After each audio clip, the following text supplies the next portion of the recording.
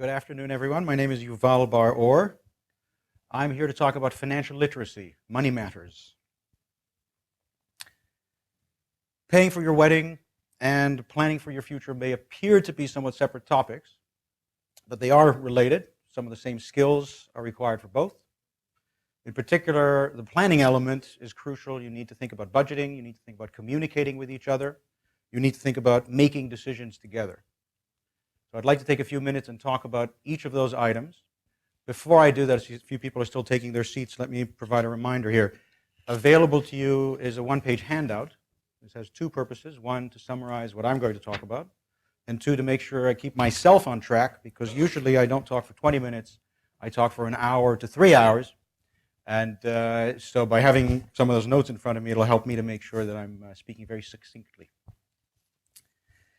So I mentioned already three items I'd like to focus on today are the budgeting, the communicating, and the deciding factors, and then we'll go on and talk a little bit more about other things such as estate planning and longer-term planning. Budgeting, I assume people are familiar with the term. When we talk about a budget, we're talking about the process of thinking about various sources of income, various sources of savings, and subtracting from that income any expenditures that may be relevant. So we can apply that, the concept of a budget, in a number of different settings. In the planning your wedding setting, we're talking about a particular project, the wedding arrangements, and you want to think about the different sources of savings in order to fund that wedding, and then the very specific wedding expenditures. We have a number of different vendors here today. You look around the room, you need to budget for all of these wonderful services. In the broader topic of, or the broader context of planning for your future together, we're not talking about a one-year plan, we're talking about a 30, 40, 50-year plan. Again, there you need to think about annual earnings, subtract from that your annual expenditures. That gives you a sense of how much money you're able to make available as disposable income and for saving and investing. In the context of planning for that longer-term enterprise, that 30, 40, 50-year horizon, if in a given year you make less than you expend, you need to somehow finance that. Right? And the worst case scenario is when that shortfall ends up on your credit card bill, because you're going to pay significant interest charges on that. If you're unable to make ends meet, you're going to burden yourself longer term with significant expenditures that will then weigh you down, instead of having the dream wedding followed by the dream honeymoon followed by the dream life. You may end up spending several years just paying off wedding expenditures. So important to budget, plan ahead, and that really leads me to the next big concept, which is proactivity. So that's a theme that's going to run through everything I'm going to talk about today. Planning is all about thinking about things ahead of time, not reacting, but being proactive. So we've talked about the budgeting element. So following budgeting, we talk about communication. What is the most common cause of relationship disagreements? This is in every magazine, exactly every report, every poll. Money matters. So it behooves us, knowing that in advance, to preempt, to act before the crisis situation happens, to plan before the crisis situation happens, and to make sure that we're on top of things. How do we do that? By communicating with each other. Keeping in mind that we are now forming a union. There are going to be two of us now making decisions instead of just one. And we very likely come from very different backgrounds, very different perspectives about money, very different cultures about money. In some families, money is a dirty subject. You're not allowed to talk about it. In other cases, there are people who prefer to be spenders, and others prefer to be savers. So it's important to understand yourself and to give your spouse, your partner, an opportunity to express themselves as well. You need to respect where they're coming from. You need to understand where they're coming from. Another important consideration is the money discussion. You need to have regular, routine conversations about money. That's very important, again, for preemption purposes. But there's another reason you want to have those regular, routine discussions, hopefully as frequent as on a weekly basis. You want to get comfortable with each other talking about money. You don't want the money conversation to be the crisis discussion that suddenly comes up because no one's thought about it. So you want to get comfortable over a glass of wine every week, in the jacuzzi, whatever works for you. You have that discussion. It's light, it's casual, you get caught up, It's perfectly fine if one of you is taking the lead on money-making decisions. But you both have to agree to those decisions. You have to be involved, at least at some level, to understand. And again, all that requires communication. So we've now talked about budgeting and communication. The third item has to do with deciding, right? And it may seem,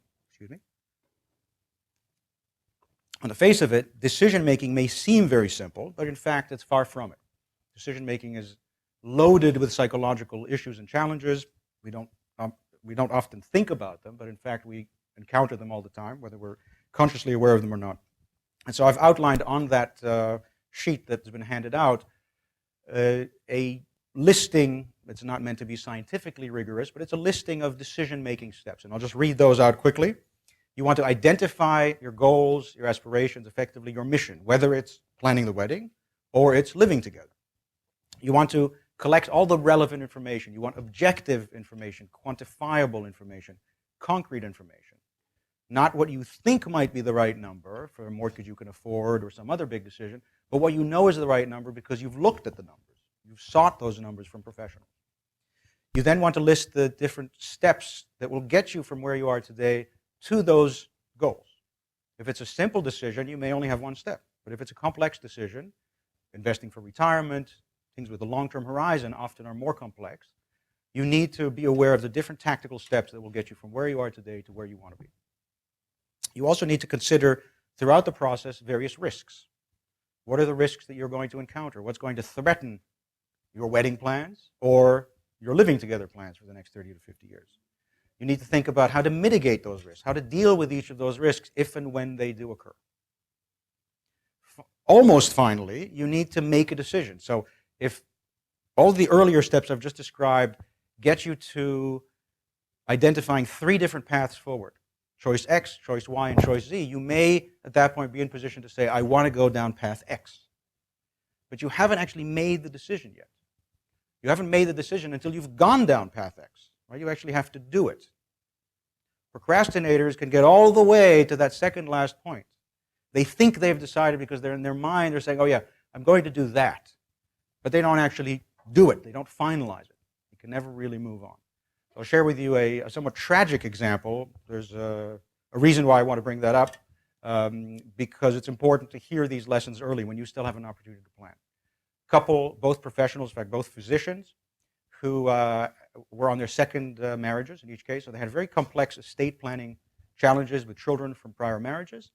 And they were told by an estate planning attorney and financial advisor that they needed to make sure that all their paperwork was in order. Wills, trusts, financial power of attorney, medical power of attorney. And finally they got around to having those documents drafted and were then killed in a car accident. Tragic story on a number of levels. Obviously the human tragedy is difficult even to comprehend. They had not signed the documents. The documents remained on their desks unassigned for months.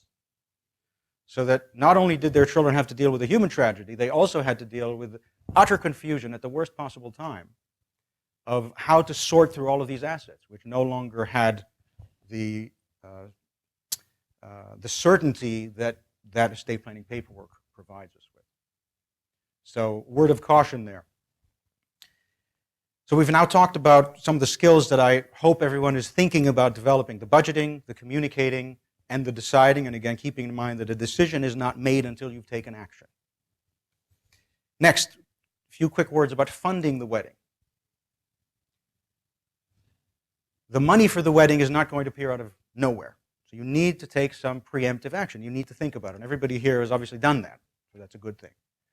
You need to go through the process we've just described of budgeting, communicating, looking through the numbers, getting a good sense of what's real. It's advisable to set up a joint savings account. The process I've just described, in particular the budget, helps you to understand how much you're going to need and where those funds are going to come from and when they're going to arrive. Is there money set aside from parents? Are you going to need every month or 2 weeks to have money taken out of your paycheck and to make sure it goes into that savings account? When exactly will the funds be available through a job or through other sources?